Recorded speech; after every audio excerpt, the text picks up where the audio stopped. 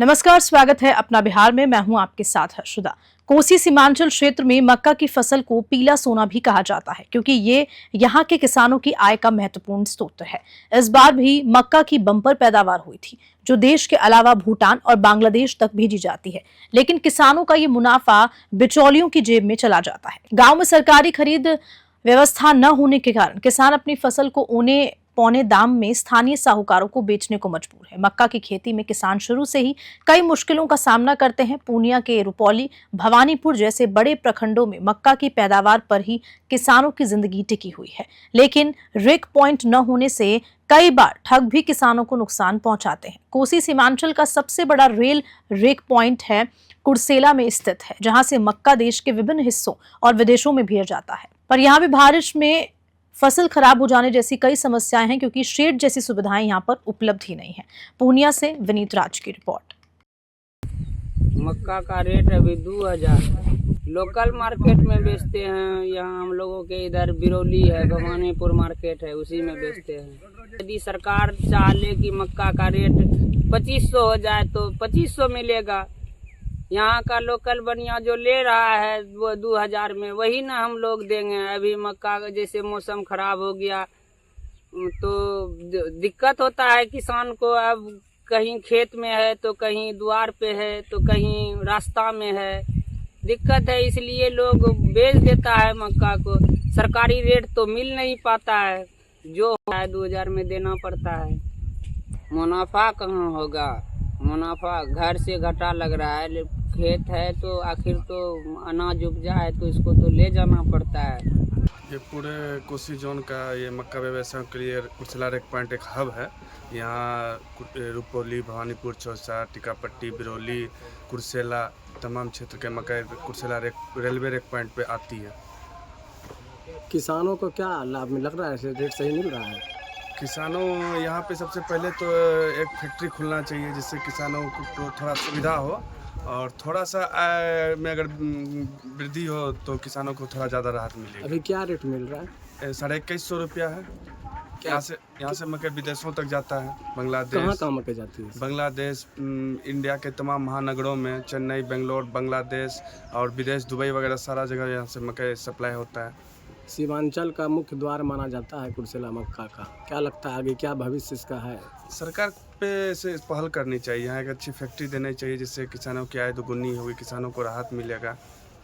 अब खबर बक्सर से है, जहां जिले में अपराध बेलगाम होता जा रहा है। शनिवार को अहियापुर गांव में हुए तिहरे हत्याकांड की गूंज अभी तक थमी भी नहीं थी कि रविवार को एक और हत्या से पूरा जिला दहल उठा। ताजा मामला डुमराव अनुमंडल के नवानगर थाना क्षेत्र के वासुदेवा का है, जहां अमीरपुर डेरा गांव निवासी 45 वर्षीय ठेकेदार संतोष कुमार महतो की अज्ञात अपराधियों ने गोली मारकर हत्या कर दी।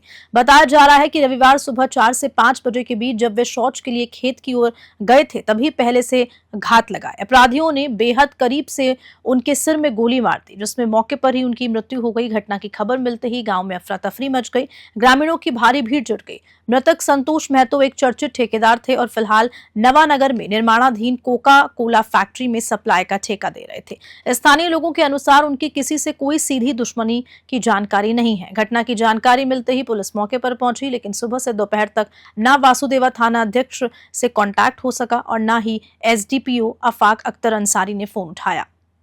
लगभग 12:30 बजे थाना अध्यक्ष के मोबाइल से मृतक की पहचान अमीरपुर डेरा निवासी संतोष कुमार महतो पिता महेंद्र महतो के रूप में हुई है। बक्सर से धीरज की रिपोर्ट।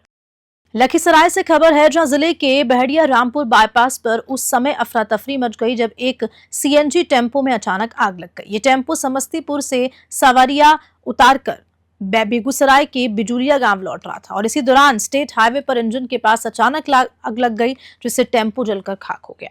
बता दें कि स्थानीय लोगों की मदद से आग बुझाने की कोशिश भी की गई, लेकिन तब तक पूरा टेम्पो जल चुका था।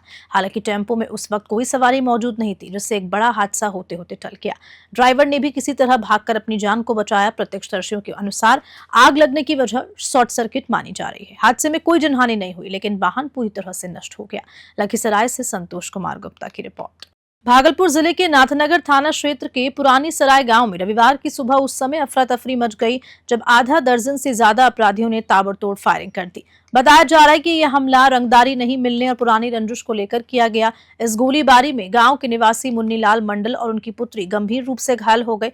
गोलियों की आवाज सुनकर ग्रामीण मौके पर दौड़े और बहादुरी दिखाते हुए एक अपराधी को पकड़ लिया। सूचना मिलते ही नाथनगर इंस्पेक्टर राजीव रंजन सिंह मौके पर पहुंचे और जांच शुरू कर दी। पुलिस ने घटनास्थल से 10 जिंदा कारतूस और 1 देसी कट्टा बरामद किया। घायल मुन्नीलाल मंडल की पत्नी शीला देवी ने कहा कि यह हमला सरस्वती पूजा के दौरान हुए विवाद की रंजिश में किया गया। उनके अनुसार मुन्नीलाल ने एक मारपीट को रोकने की कोशिश की जो अब जानलेवा बन गई। फिलहाल घायलों का इलाज स्थानीय अस्पताल में जारी है और उनकी हालत स्थिर बताई जा रही है। वहीं पुलिस फरार अपराधियों की तलाश कर रही है। भागलपुर से राहिल सिद्दीकी की रिपोर्ट।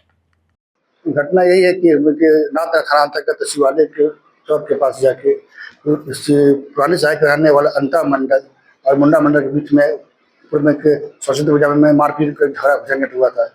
इसमें मुंडा मंडल के द्वारा अंता मंडल को काफी मारपीट किया गया था, जिसके लेकर दोनों पक्ष में रंजिश चला रहा था।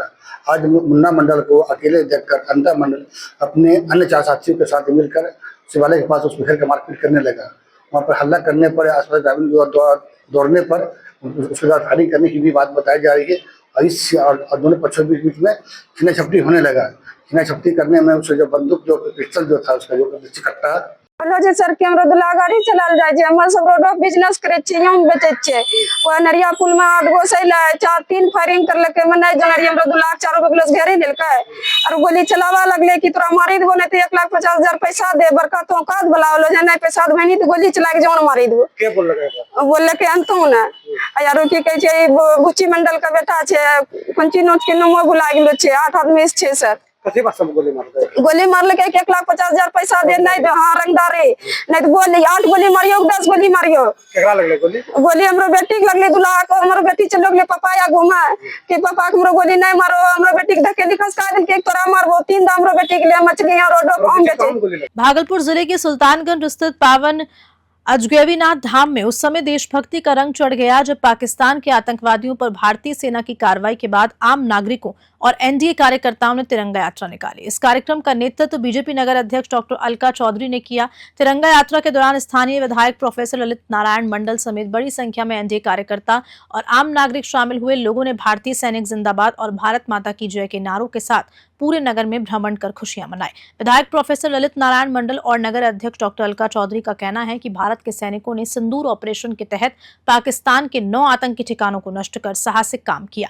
इसी वीरता को सलाम करने के लिए तिरंगा यात्रा निकाली गई। भागलपुर से राहिल सिद्दीकी की रिपोर्ट। आएंगे सर, हम जानता हूँ। हम संदेश देना चाहते हैं हम लोग कि हम भारत के लोग भारत की संप्रभुता के लिए और उस भारतीय सेना ने जो सिंदूर ऑपरेशन किया है, इसकी सफलता के लिए भारतीय सेना और भारत के प्रधानमंत्री को हम बधाई देना चाहते हैं आज के दिन।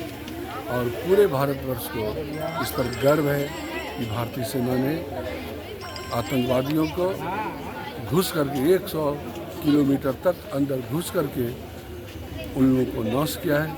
इसलिए हम सेना को बधाई देते हैं और सैल्यूट करते हैं। जैसा कि सभी लोग जान रहे हैं कि अभी भारत और पाकिस्तान के बीच कुछ तनाव हुआ था, जिसमें हमारे भारतीय सेना ने बहुत ही साहस शौर्य का परिचय दिया था, जिसमें 2 भारतीय सैनिक महिलाओं ने ऑपरेशन सिंदूर के माध्यम से हमारी माँ और बहनों के सिंदूर का बदला लिया। और उसी उपलक्ष्य में हम अपने भारतीय सेना को एक सैल्यूट दे रहे हैं इस तिरंगा यात्रा के द्वारा।